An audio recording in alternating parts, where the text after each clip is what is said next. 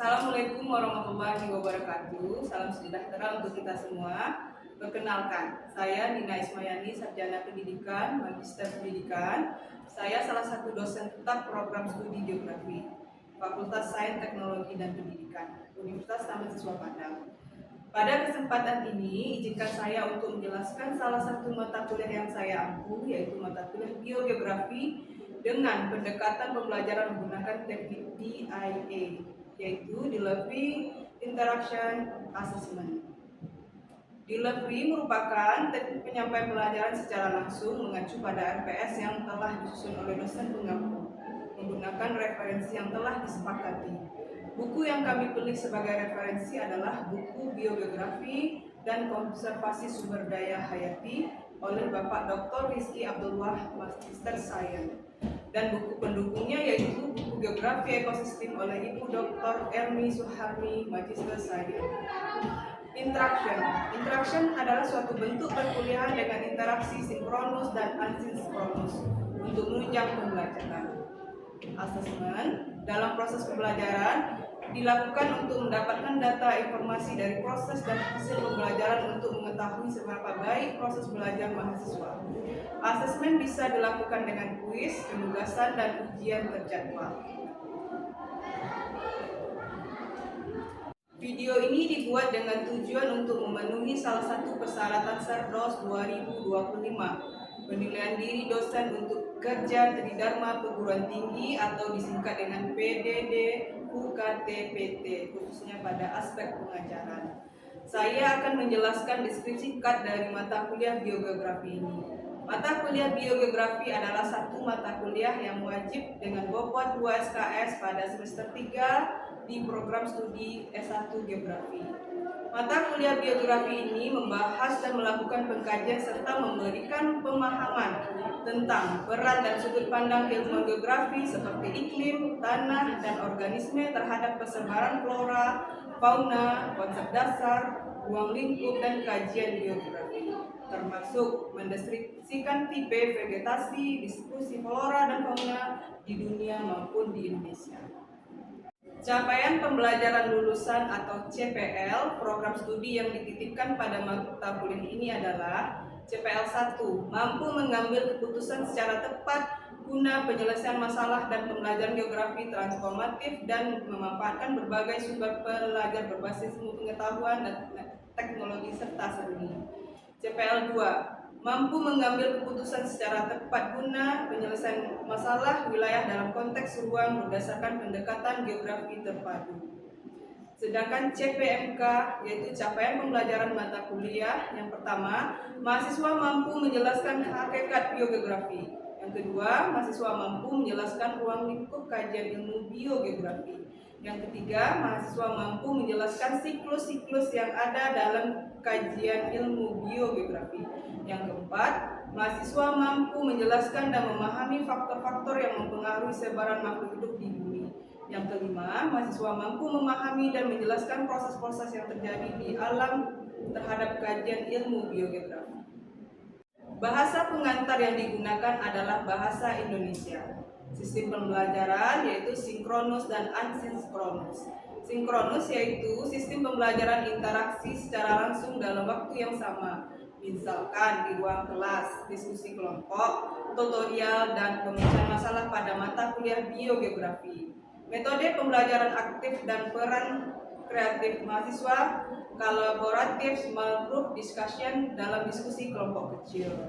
Dari diskusi kelompok dan presentasi kelompok bisa dilihat potensi yang menonjol dan unik dari setiap mahasiswa. Asinkronus yaitu sistem pembelajaran yang tidak dilakukan secara langsung, secara independen di mana mahasiswa dapat berinteraksi satu sama lain dengan materi yang dapat diakses kapan saja dan di mana saja sehingga lebih fleksibel. Contohnya interaksi pada Google Classroom ataupun WA WhatsApp dengan mahasiswa. Evaluasi pembelajaran berupa kuis, penugasan, diskusi kelompok, dan UTS maupun UAS. Kuis 2 kali sebelum UTS dan sebelum UAS. Selanjutnya penugasan mandiri dan kelompok. Evaluasi akhir dilakukan UTS dan UAS. Pembuatan sebagai evaluasi hasil pembelajaran didapat dari presentasi 10%, kuis 10%, penugasan mandiri maupun kelompok ditambah diskusi yaitu 20%. Sedangkan ujian tengah semester 35% dan ujian akhir semester 35%. Demikian informasi yang bisa saya sampaikan mengenai mata kuliah geografi ini pada program studi geografi Fakultas Sains Teknologi dan Pendidikan Universitas Taman Siswa Padang. Berikut cuplikan video pembelajaran secara tatap muka di ruang kelas program studi geografi. Selamat menyaksikan. Assalamualaikum warahmatullahi wabarakatuh. Waalaikumsalam warahmatullahi wabarakatuh. Selamat siang adik-adikku. Mana kabarnya? Siang Bu. Oke. Alhamdulillah, jadi hari ini kita kabarnya semuanya baik ya, dalam keadaan sehat. Terima kasih karena sudah datang, karena pembelajaran kita hari ini sore ya, jadwal kuliah kita sore, dan alhamdulillah semuanya hadir semuanya. Hari ini kita di perkuliahan di pertemuan 14. Nah, sebelum mulai perkuliahan, Ibu absen dulu satu-satu ya. Yang pertama Yena Puspita Sari. Oke, Yena. Yang kedua Nadia. Oke, Nadia. Terus Misi Yenizal Putri. Yang Aisyah. Yutri. Oke, Yutri. Tiara. Oke, Tiara. Cindy. Oke, Cindy. Nafisa. Oke, Nafisa. Nur Halimah. Oke. Nasya. Oke. Febri. Oh, iya. Terima kasih sudah hadir ya. Jadi seperti biasa yang laki-laki paling favorit di kelas kita ya, karena dia satu ya. Sebelum kita memulai pembelajaran kita hari ini, terlebih dahulu kita berdoa ya. Berdoa menurut kepercayaan masing-masing. Berdoa dimulai.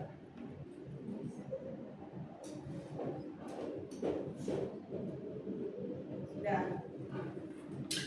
Tetap semangat belajarnya ya, walaupun dalam waktu yang sore. Sebelum kita lanjut ke materi pembelajaran pertemuan 13, ada yang mau ditanyakan? Tidak.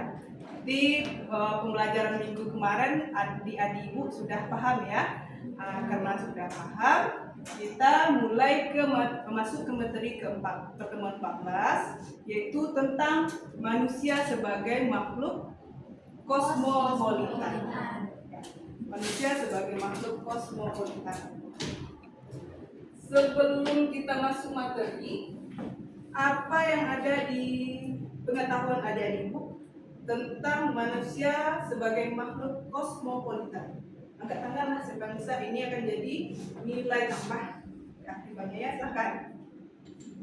Ayo. Siapa? Ayo. Oh ya, terima kasih. Silahkan. Perkenalkan, nama saya Nur Halimah. Makhluk kosmopolitan adalah makhluk yang bisa bertahan hidup di daerah manapun, seperti orang Turki, orang Arab bisa bertahan hidup. Ya, luar biasa sekali jawabannya ya. Betul. Jadi makhluk kosmopolitan itu adalah bahwasanya dia bisa beradaptasi dimanapun lingkungannya. Akan lanjut. Seperti slide. Sebelum kita masuk, kita indikator dulu ya, kompetensi dasar. Dalam mata kuliah kita ini, kompetensi dasarnya itu kompetensi dasar. Yang ini slide 2. Nih, kompetensi dasarnya ada 3 kompetensi dasar. Yang pertama, memahami konsep manusia sebagai makhluk kosmopolitan. Yang kedua, menganalisis faktor geografis mempengaruhi ciri fisik geragawi manusia. Yang ketiga, mengaitkan antrogeografi dengan respon manusia terhadap bencana alam. Jadi itu kompetensi dasar dalam materi kita hari ini. Lanjut, indikatornya ada 3, ada 4. Yang pertama, menjelaskan definisi ini kosmopolitan tadi. Terus yang kedua, mengidentifikasi ciri fisik geragawinya seperti apa. Terus nomor 3, membandingkan perbedaan ciri fisiknya. Terus yang keempat, pengaruh geografi terhadap manusia dan bencana alam. Itu ya, ada kemampuan dasarnya, ada indikatornya. Itu yang mau kita capai dalam pembelajaran kita hari ini. Masuk kita ke materi selanjutnya. Nah, ini manusia sebagai makhluk kosmopolitan, yaitu mampu beradaptasi dalam lingkungan. Betul sekali yang dikatakan Tuhannya tadi, bahwasanya makhluk kosmopolitan itu makhluk yang bisa beradaptasi dalam keadaan. Contohnya tadi dia contohkan di Arab. Di Arab itu kita tahu bahwa iklimnya itu sangat panas, tropis kering namanya. Jadi panasnya itu sampai 60 derajat Celcius. Tapi kenapa manusia sana bisa bertahan hidup? Karena dia makhluk kosmopolitan, itu makhluk yang bisa beradaptasi dengan lingkungannya. Sampai di situ paham adik-adikku? Dan lanjut slide berikutnya kita ya. Ini definisinya. Boleh bagi yang ingin mencatat, boleh dicatat. Nanti akan masuk di UAS kita ya. Ini yang sudah Bu katakan tadi. Lanjut slide berikutnya. Ini konsep ini menekankan dua aspek utama. Ada dua aspek utamanya. Yang pertama aspek adaptasi biologis, dan keduanya aspek adaptasi budaya dan teknologi. Bisa dilihat bahwasanya biologis itu gimana dia cara beradaptasi biologisnya, otomatis yang ada di badannya. Kayak gitu. Misalnya orang Afrika, bagaimana dia beradaptasi secara biologis? Itu tadi kayak contoh warna kulitnya. Warna kulitnya yang gelap mampu menahan sinar UV ya. Terus dengan rambut yang keriting juga mampu menahan sinar matahari. Terus adaptasi budaya. Budaya ini misalnya kebiasaannya, misalnya orang di kutub kebiasaannya apa? Memiliki busana yang tebal. Tak mau dia pakai busana yang ini. Kenapa? Karena dia di sana dingin gitu ya. Terus kalau teknologinya gimana? Rumahnya misalnya. Kalau rumah di sana rumahnya tidak besar-besar, kecil-kecil. Beda dengan rumah yang ada di daerah-daerah panas, besar-besar tinggi-tinggi. Tadi sampai situ bisa memahaminya dengan baik? Bisa. Terus kita lanjut konsep ras ya. Ras, di mana ras itu merupakan populasi manusia berdasarkan perbedaan ciri fisik. Ada berapa ciri fisiknya? Coba uraikan. Ada 5. Sebutkan yang 5 itu. Siapa yang bisa?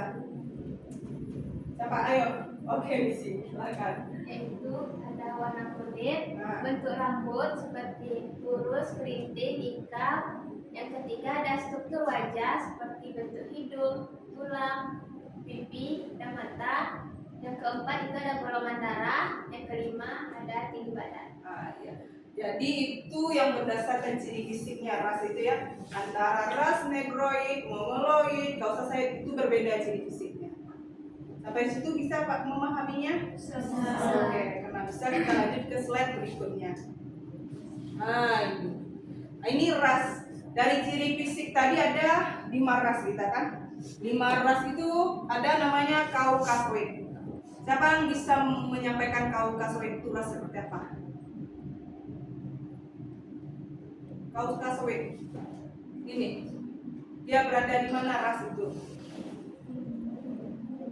Ayo, jangan bisik-bisik. Angkat aja tengah tangannya. Nggak salah Bu, nggak merah. Kita lagi proses belajar. Ayo bantu Ibu. 1, siapa? Ras kaukasoid. Ayo.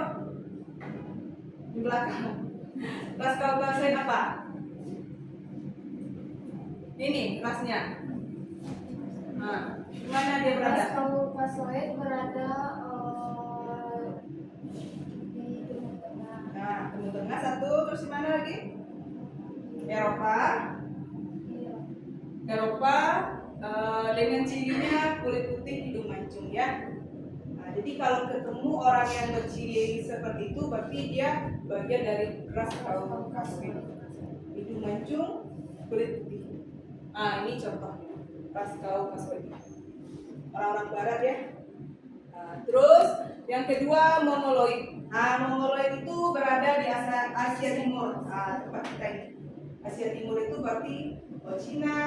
Kalau kita Asia Tenggara ya. Kalau Asia Timur itu ada Cina, ada Korea, ada Jepang. Ciri-ciri rasnya itu matanya sipit, pipinya menonjol. Jadi matanya sipit. Itu ada di daerah Cina, Thailand, Hong Kong, Jepang.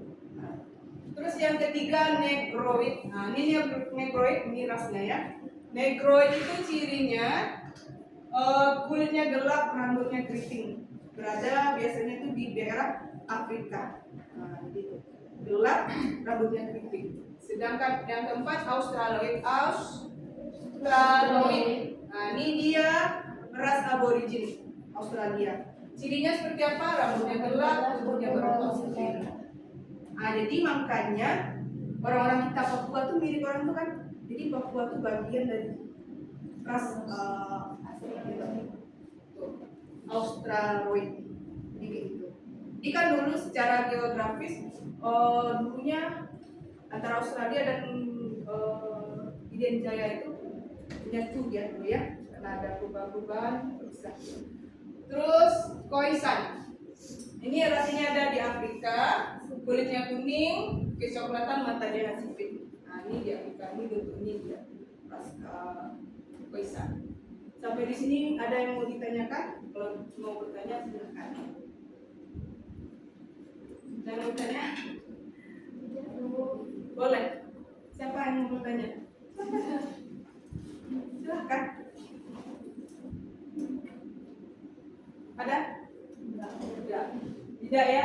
Oke, kalau tidak ada kita lanjut ke slide berikutnya. Ini ciri fisik ragawi. Jadi kalau kita membahas ciri fisik ragawi, berarti kita melihat ciri fisik yang ada di tubuh ya, di raga kita. Ini dapat diamati pada tubuh manusia. Ada ciri contohnya ciri fisik ragawi ini adalah warna kulit, bentuk mata, tinggi badan, jenis rambut. Itu ciri fisik ragawi ya. Kita bisa membedakan dari bentuk mata, bentuk rambut, tinggi badan, dan lain-lain. Slide berikutnya, ini berikut ciri fisik utama yang digunakan dalam klasifikasi ras. Yang pertama warna kulit. Warna kulit itu ada variasinya gelap, sedang, terang. Faktor pembentuknya apa? Sinar UV. Gitu ya. Rambut juga seperti itu. Ada variasinya lurus, bergelombang, dan keriting. Jadi ada rambut yang lurus, ada yang bergelombang, ada yang keriting. Terus lanjut ke yang ketiga, yang C-nya bentuk mata. Ada bentuk mata dua, ada bulat, ada sipit. Yang ketiganya postur tubuh yang kelimanya. Ada pendek, ada tinggi. Sedangkan bentuk hidung ada mancung, ada yang lebar, ada yang sempit. Kalau yang lebar tuh pesek ya, kalau yang sempit itu mancung. Jadi dari bentuk ciri fisik ini bisa memahami ya, tidak terlalu berat ya. Ya, ragawi. Terus lanjut ke ini faktor pembentuk ciri fisik tadi. Ada faktor yang membentuk ciri fisik tadi. Mbak kok warna kulitnya hitam, Mbak? Kenapa warna kulitnya putih? Ada faktor pembentuknya ya. Yang pertama lingkungan geografis. Itu pembentuknya. Terus seleksi alam. Terus perkawinan. Sama mutasi genetik. Ya, kalau mutasi genetik itu seperti perkawinan campuran, misalnya orang ras kulit putih kawin dengan ras kulit hitam. Jadi kulitnya itu campur. Ada yang putih, ada yang gabungan antara kedua tuh. Itu ya. Terus yang selanjutnya kita masuk ke antropogeografi dan bencana alam. Jadi apa sih hubungan manusia tadi dengan bencana alam? Tentu ada hubungannya. Karena manusia itu hidupnya di alam. Ini cabang antropogeografi adalah cabang ilmu geografi yang mempelajari interaksi antara manusia dengan lingkungan, termasuk distribusi populasi, aktivitas ekonomi, serta dampak manusia terhadap alam dan sebaliknya. Manusia terhadap alam, alam terhadap manusia dampaknya. Ini ada 4 ruang lingkup antropogeografi. Yang pertama penduduk, budaya dan peradaban, aktivitas ekonomi, interaksi manusia dan lingkungan. Jadi itu 4 ruang lingkupnya. Sampai di situ bisa memahaminya? Oke, lanjut. Ini lagi. Hubungan antropogeografi dengan bencana alam. Faktornya ini ada hubungan deforestasi namanya. Penebang hutan meningkatkan risiko banjir dan longsor. Jadi iya ya, kalau kita menjaga alam dengan baik, dia akan memberikan kebaikan ke kita. Begitupun sebaliknya, jika kita menggunakannya dengan tidak baik, maka dampaknya juga tidak baik terhadap kita. Misalnya kayak ini tadi, deforestasi namanya. Deforestasi apa? Penebang hutan tadi kan. Kalau kita seenaknya nembang hutan, berarti dampaknya kita bisa banjir, bisa longsor dan lain sebagainya. Terus urbanisasi luar, liar. Ini pembangunan kemungkinan di daerah rawan bencana. Jadi urbanisasi liar itu, dia membangun suka-sukanya aja.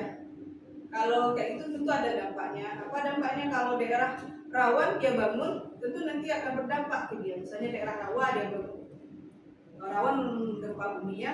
Terus daerah berbukit dia bangun, rawan dia akan longsor. Terus perubahan iklim, serta eksploitasi sumber daya alam. Ini juga parah nih jika dia mengeksploitasi sumber daya alam dengan sembarangan, maka dia juga akan menimbulkan dampak yang sangat tidak baik. Misalnya penambangan pasir, misalnya kan dieksplorasi dengan besar-besaran, nanti akan berdampak kerusakan lingkungan. Sampai di situ bisa? Bisa. Oke, kita lanjut. Ini jenis bencana dan dampaknya seperti kita katakan tadi, ada banjir, ada tanah longsor, ada gempa bumi, ada kekeringan, kebakaran hutan. Penyebabnya apa? Kalau banjir itu penyebabnya bisa jadi manusia, bisa jadi alam. Kalau manusia tidak menjaga lingkungan dengan baik, kalau alam, ini dia curah hujan yang tinggi. Terus tanah longsor juga seperti itu, ada manusia, ada yang dari alam. Sama halnya dengan kalau gempa bumi enggak, dia dari alam kita ya. Terus kalau kekeringan ada yang iklim juga, ada faktor manusia. Terus kebakaran hutan ada yang faktor manusia, ada faktor alam. Kalau manusianya tidak menjaga itunya ya, misalnya merokok terus sembarang aja buntung rokoknya, bisa berdampak kebakaran. Kalau dari alam kekeringan itu juga berdampak kebakaran.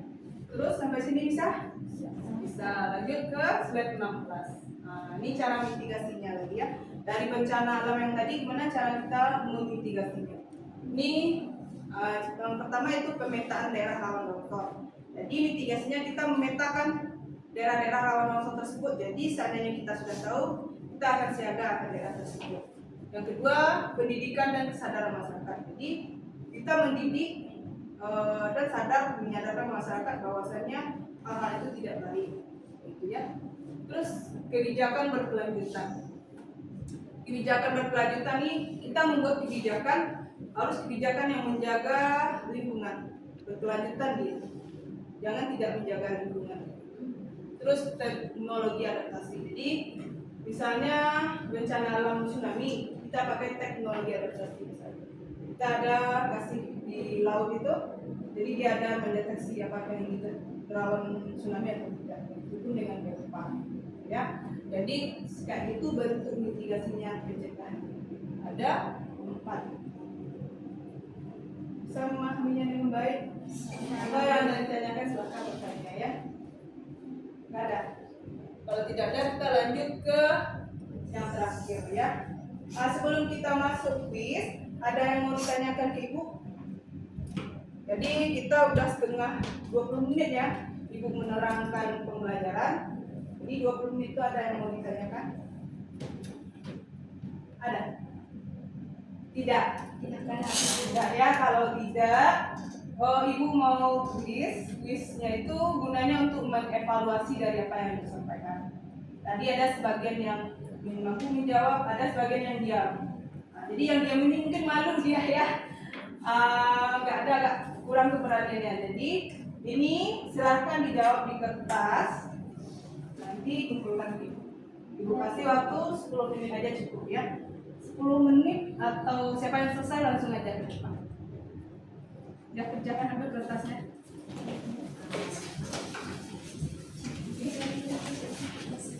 Ambil kerjakan kertasnya dulu.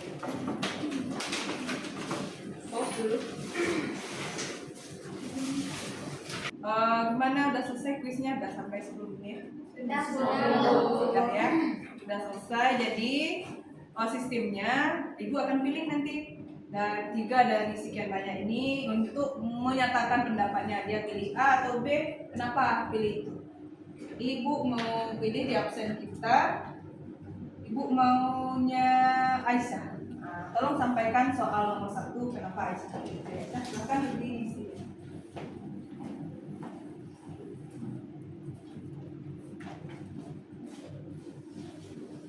Baik, terima kasih kesempatannya saat diberikan oleh Ibu. Baik, di sini saya akan menjawab pertanyaan nomor 1, yaitu manusia disebut makhluk kosmopolitan karena, yaitu jawabannya nomor B, mampu beradaptasi di hampir semua lingkungan di bumi. Karena mengacu pada makhluk hidup yang dimana penyebarannya yang sangat luas di berbagai lingkungan habitat. Jadi seperti yang kita sampaikan bahwasanya makhluk kosmopolitan itu adalah makhluk yang mampu beradaptasi. Jadi yang dijawab Aisyah itu B, betul ya. Jadi mampu beradaptasi di hampir semua lingkungan di bumi. Jadi itulah yang dikatakan makhluk kosmopolitan. Oke Aisyah, upload untuk Aisyah. Silakan duduk di tempat. Ya. Jadi jawaban yang lain ada yang beda. Semuanya pilih B atau ada yang C? Sama B ya. Jadi karena sama memilih B, alasannya sudah dikemukakan, tapi berarti yang disampaikan tadi bisa dipahami dengan baik. Terus yang kedua, ibu mau ngambil yang arah depan. Yang arah depan yaitu misi. Yena maksudnya, bukan misi ya. Karena bajunya hampir sama. Oke, silakan Yena untuk soal nomor 2 kemukakan jawabannya apa, terus alasannya apa. Baik, yang nomor 2 saya mengemukakan yang jawabannya B, intensitas sinar matahari. Mengapa demikian? Intensitas cahaya matahari adalah faktor geografis utama Tengok kawan Yena. yang mempengaruhi kadar melanin. Mengapa demikian? Karena sinar UV berperan langsung dalam menentukan kebutuhan perlindungan alami kulit. Ada yang beda jawabannya dari Yena? Tidak. Jadi jawabannya sama B ya. Jadi intensitas matahari. Jadi itu pengaruh faktor geografis terhadap makhluk hidup, salah satunya intensitas sinar matahari. Pengaruhnya kemana? Ke kulit ya. Jadi itu jawabannya B. Gimana? Betul? Betul. Upload untuk Yena. Terima kasih yang menyaksikan. Oke, terima kasih karena sudah memperhatikan Ibu dalam proses pembelajaran dari awal sampai berakhir ya. Ini ada satu slide penutup dari Ibu di penghujung sore ini. Nah ini kesimpulannya ya. Di balik setiap bencana ada cerita tentang bagaimana manusia dan lingkungan saling memberi tantangan. Kita bukan hanya memahami alam, tapi juga memahami diri sendiri sebagaimana sebagian dari dirinya, gitu ya. Jadi kita harus bisa beradaptasi dengan alam, harus bisa memberi yang terbaik untuk alam. Kalau kita sudah memberi yang baik untuk alam, maka alam akan memberikan yang terbaik untuk kita ya. Sampai jumpa di pertemuan berikutnya. Ada yang mau ditanyakan? Tidak ya, karena tidak ada yang ditanyakan. Terima kasih sudah membuat perkuliahan kita happy ya, membuat perkuliahan kita nyaman dari awal perkuliahan sampai akhir perkuliahan. Tidak ada masalah rasanya Ibu sudah memahaminya dengan baik. Akhir kata Ibu ucapkan selamat sore. Assalamualaikum warahmatullahi wabarakatuh. Waalaikumsalam warahmatullahi wabarakatuh.